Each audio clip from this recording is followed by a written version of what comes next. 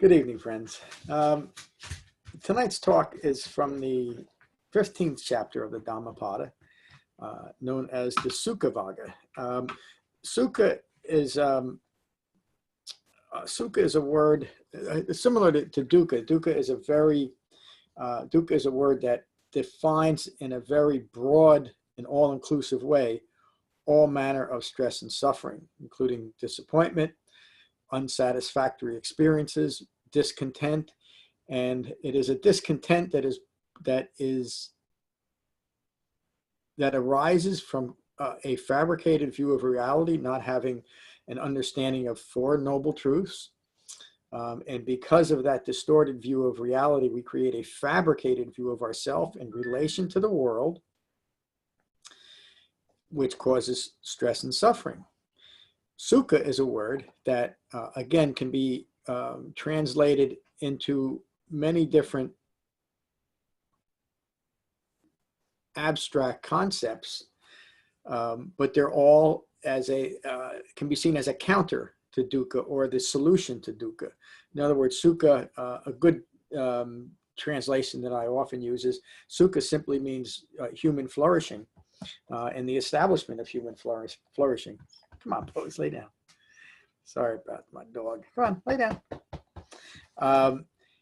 It can also mean, and it's really the translation that I use for this particular chapter, sukha means content, and we've developed contentment in our lives. And to some, that may not seem all that significant to be content, but we're talking about a radical contentment that is unwavering. It's unfazed by anything that's occurring. It has no remnant of ignorance left in it. And you'll see, just like the Dukkha Sutta that we discussed this past Tuesday in class, and I will again on Saturday. The recordings are up on the website and the sutta itself. In that sutta, a very brief sutta, Sariputta teaches Kadika, sorry about that,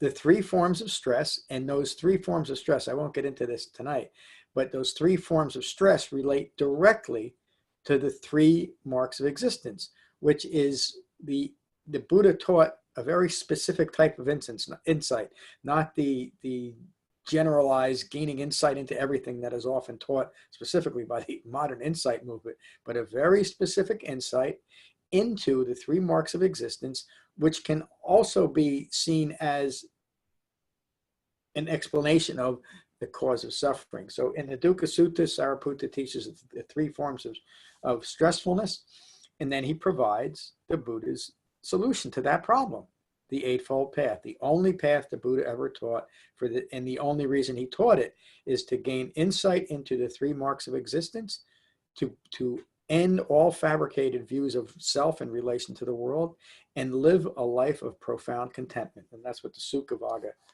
tonight's talk, describes. Lay down, pups. Come on. Come on.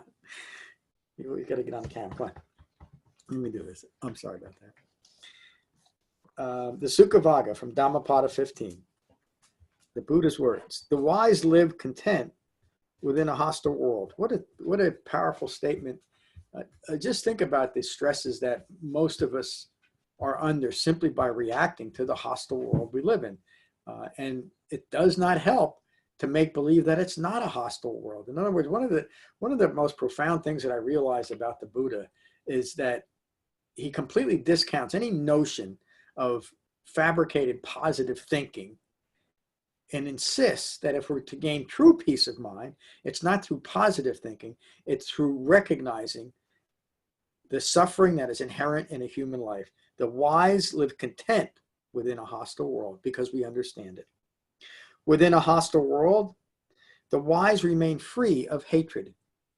Another incredibly powerful statement. No matter how hostile the world may seem, or the occurrences in the world, or other people, or modern politics, the wise live content. Why? Because we understand.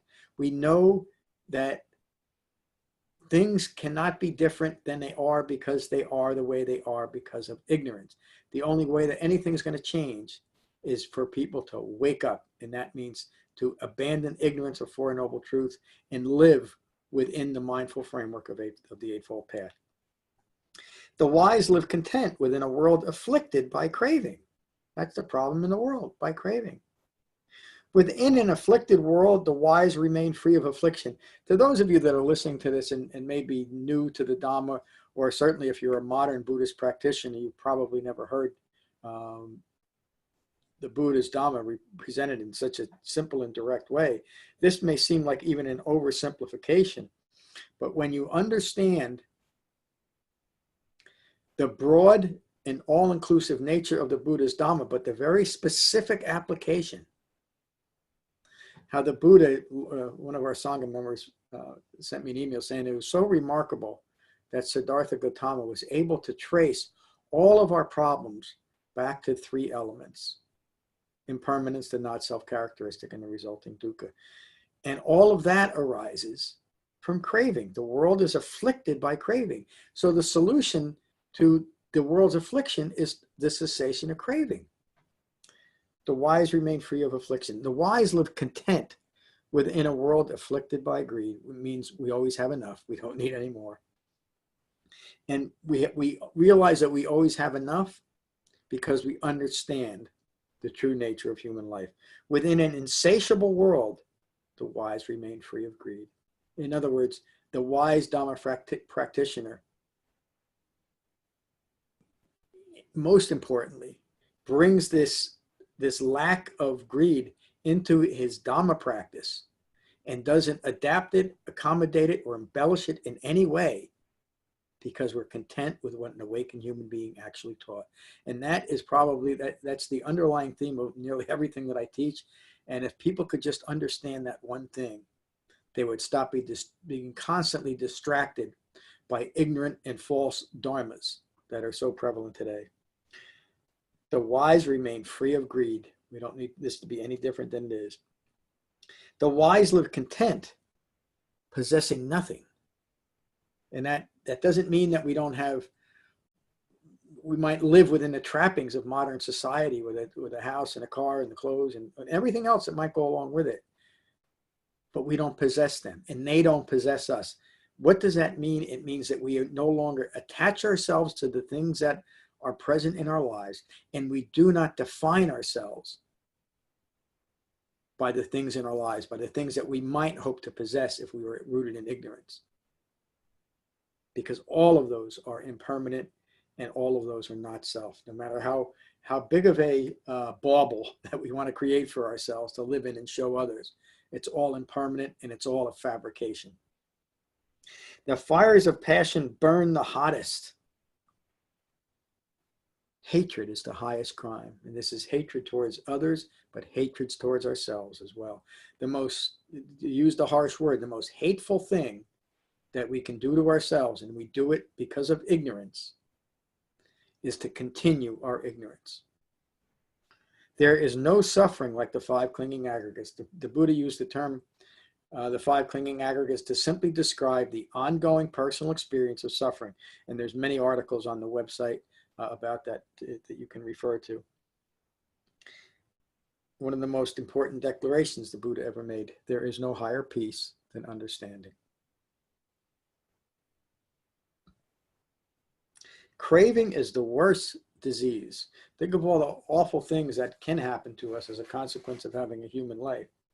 But craving is the worst. And when you look at it, it truly is. And I don't want to get too deep into that. But even when you're afflicted with a physical or even a mental disease, we almost always fall into a craving for that to be different, rather than simply understand that it's a consequence of having a human life and then taking reasonable steps to work ourselves out of it. Craving is the worst disease. Conditioned thinking brings the worst thinking, brings the worst suffering. What is conditioned thinking for those that don't understand? Conditioned thinking is thinking that is rooted in fabrication and conditioned to continue a fabricated view of reality, conditioned towards ignoring its own ignorance. Let me read that line again. Craving is the worst disease. Conditioned thinking, fabricated thinking, brings the worst suffering.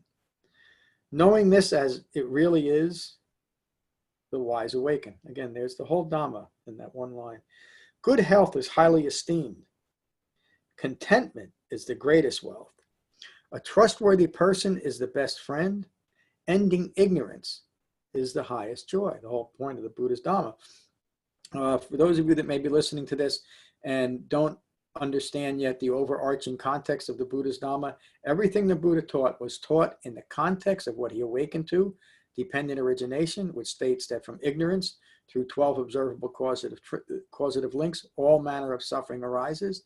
And then he taught Four Noble Truths as the overarching context for awakening. And everything the Buddha taught was in the context of dependent origination and Four Noble Truths. And it's the only way that the Buddha's Dhamma makes sense, by the way. As soon as, again, we adapt it, accommodate it, or embellish it out of that, the entire Dhamma is lost. Having savored the taste of solitude, and the Buddhist, when he mentions solitude, he's not talking about withdrawing from the world as an escape. When the Buddha is talking about solitude, he's talking about establishing a well-concentrated mind. That's a mind that is resting in solitude on our meditation cushions, even if it's just momentarily. But then developing that ability to take that solitude that we develop on our cushion in solitude, off our cushion, and then while we are involved in the world, to still maintain that quality of mind of solitude while we are immersed in the world. And to some people that might sound impossible. That's exactly what an awakened human being is able to develop. And any human being is able to develop that through the Eightfold Path and no other path. Having savored the taste of solitude and release from fabricated views, from ignorance of Four Noble Truths, free of distress, free of greed, aversion, and delusion, the wise Dhamma practitioner drinks deep of the taste of truth. What a beautiful line.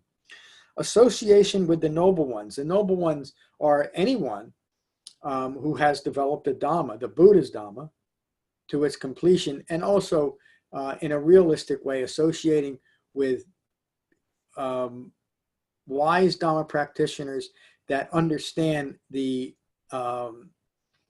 nature of the Buddha's teachings, and again, don't adapt it, accommodate it, or embellish it in any way. Association with the noble ones is blissful. Encountering fools is stressful. Needs no explanation. Association with fools brings constant craving. Why is that? Because if we're constantly associating, it doesn't mean that if we happen to, we live in the world well focused on the Eightfold Path, that we should never we should never encounter people that aren't in the Dhamma. That's unrealistic. Association here means associating our Dhamma practice with people that themselves aren't associating their practice with the Buddhist teaching, and that's most of modern Buddhism. Association with fools brings constant craving. A perfect example of that is almost every mention of Buddhism today has this underlying glee about the modern emerging Western type of Buddhism. And that Western type of Buddhism is grasping at every new idea that comes up that has the Buddhist label. That's what that means. Association with fools brings constant craving. We're always craving to continually adapt, accommodate, and embellish the Buddha's Dhamma to fit my own ignorant views and make me feel good about it, rather than recognizing that that's just rooted in craving and fabricated views. A good example of that, the Buddha never taught anything like chanting. That was never part of anything the Buddha taught, or using meditation, using walking as meditation. He never, ever taught that. He taught that we should be mindful when we're walking and doing everything else, but not as a meditation practice. All these different rituals and prostrations, appealing to gods and devas and visualizing gods and devas as our guru. Buddha taught none of that. When we start associating with those practices, we're associating with fools, and we will only increase our craving by doing so. Association with fools is as painful as partnering with an enemy. Another powerful statement. And again, I don't mean to disparage other practices. I really don't, and it certainly sounds like it by my directness. But I'm a Dhamma teacher, and I found that the only way that the Dhamma should be presented is how the Buddha presented it, and these are the Buddha's words. These are the only ones that are meaningful as far as a Buddhist practitioner is concerned, or should be. Therefore, follow the noble one who is steadfast, wise, learned, arduous, a person of high integrity. Think about all the sexual predators that are so prevalent in modern Buddhism. And most of modern Buddhism are practicing the Dhamma that these sexual predators teach, without questioning. Maybe there's something missing in their understanding. And I won't go through the whole list, but I could speak endlessly about all the modern. There's hardly a modern Buddhist lineage that doesn't have at least one sexual predator within it, and most of the modern lineages are rampant with sexual predators constantly being covered up. And again, I'm not going to mention them right now, but one of these days I'm going to do a talk on them all. Therefore, follow the noble one who is steadfast, wise, learned, arduous, a person of high integrity. Follow only such a person who is truly pure and wise as the moon follows the stars. That's the end of this wonderful sutta. I'll post the talk shortly. If you find benefit from these talks, please consider a donation at becoming-buddha.com. Thank you. Peace.